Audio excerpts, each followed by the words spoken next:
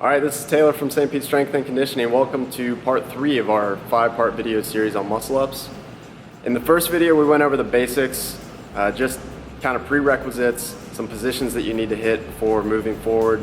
Second video was on pulling strength, and we covered the false grip, which is really important. So if you didn't see those videos, please go back to videos 1 and 2 and check those out.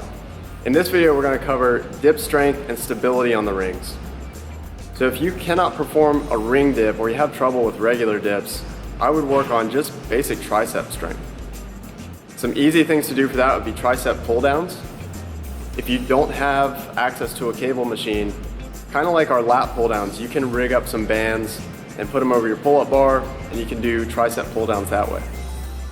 To execute the tricep pulldown, adjust your tension by band size and the height at which you set the band.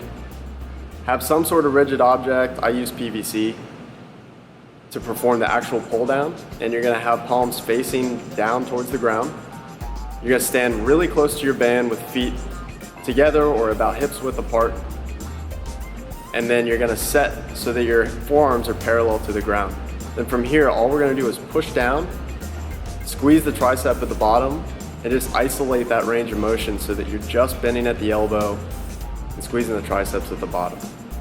Do these as controlled as you can. You can do these basically to burnout or to fatigue. So you can do sets of 10 to 15 on these depending on the tension. And it's a good way to just start working on that tricep strength and the lockout.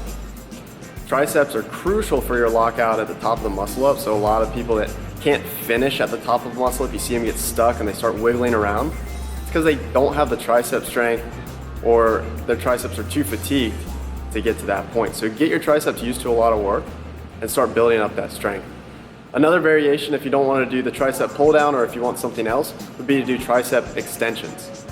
So you can easily do these just by sitting down on a bench, getting the dumbbell and holding it by the top. And just like the pull downs, we're going to go, in this case, overhead, but we're just bending at the elbow again. So we're looking to lock out overhead, bring it back to parallel with the forearm, and then again lock out. So this way you can work both triceps at the same time, and we're getting good lockout strength in that tricep extension. You can adjust the weight as necessary on those. You can also do these things with a barbell, or you do skull crushers. Any of that stuff will work to focus just on the tricep strength. Another exercise I like just to get used to the range of motion of dips is the parallel push-up. If you have access to parallettes or even kettlebells that have handles at the top and they're big enough and high enough off the ground, you can use those kettlebells as handles and perform a regular push-up, but you're gonna go a little bit deeper than you normally would.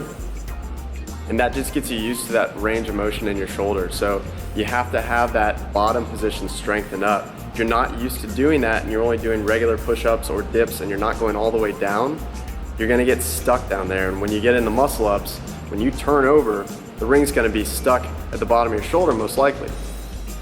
So you're gonna have to get out of that. At least when you get into some later reps, you're typically gonna fall right on top of the ring and have to press all the way out of it.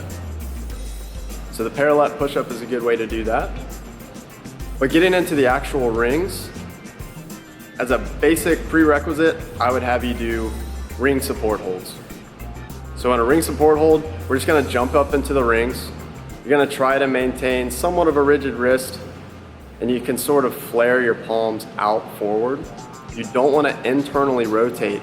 So if my shoulders are going in like this as I'm doing a support hold, I'm working just that front delt, and I need to externally rotate so that I'm working all the right muscles and getting stability in my actual shoulder and working everything in that rotator cuff to keep it stable. So make sure we're turning out as much as you can, at least to a neutral grip.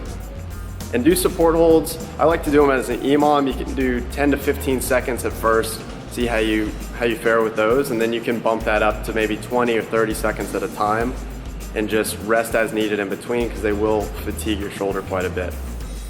Get comfortable in those support holds. The next step towards the ring dip would be to get into a support hold and then lower yourself down into the bottom of a dip. So if you don't quite have that pressing strength yet, this eccentric motion of going down into the ring is gonna help you a ton. It's gonna build up those muscle fibers that are gonna help you when you do need to push out of that. So again, start at the top of the rings. You're gonna be in a full locked out position, and as slowly as you can, lower into the bottom of that dip. Once you get to the bottom of the dip, you can kind of jump out of it and restart at the top. I would do these in small sets, maybe 3 to 5 at a time. Give yourself plenty of rest. Any of these movements are bound to fatigue your chest and your shoulders. So just make sure you give yourself enough time to rest and recover before you try another set.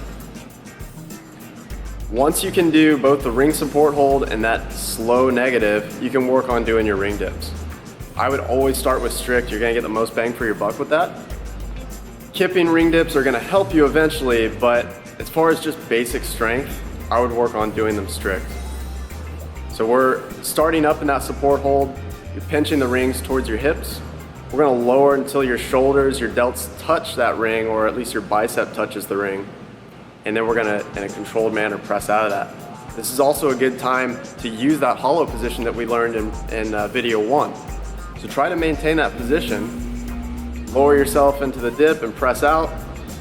You can do these as fast or as slow as you want. I would recommend starting just in whatever sets you can manage, whether that's 2 or 3 at a time, and start to build up some volume. Every time you pass the rings in your gym, hit a ring dip, hit a couple ring dips. When you get good at them, you can do sets of 8 to 10 and build up 40, 50 ring dips in one session. The fourth variation of the ring dip that I would prescribe to help you in your muscle up, since again, we are gonna be getting in that deep dip out of the top of the muscle up, is doing a pause ring dip. So on these, you're doing your ring dips just like normal, except at the bottom, you're gonna hold for a dead stop at 2 to 3 seconds, and then you press out. So you start it just like normal, lower into the bottom position, stay very active in that bottom position, so we're not just hanging there, we're activating all those muscles around the shoulder, the rotator cuff, and then we're gonna press out. And again, you can do these in kind of small sets at first, but try to build up to 5, 8, 10 reps at a time. It's gonna dramatically improve your ability to continuously do muscle ups and get out of those dips. So start working on those 4 things as far as the dips go, and then work those tricep extensions and pull downs as well. The parallel push-ups are a good addition to all that, so if you put all those things together, it's gonna give you some really potent dip strength and definitely some stability on the rings. Stay tuned for part 4. We're gonna go over turnover and some drills that you can do to start getting those muscle ups. Thanks.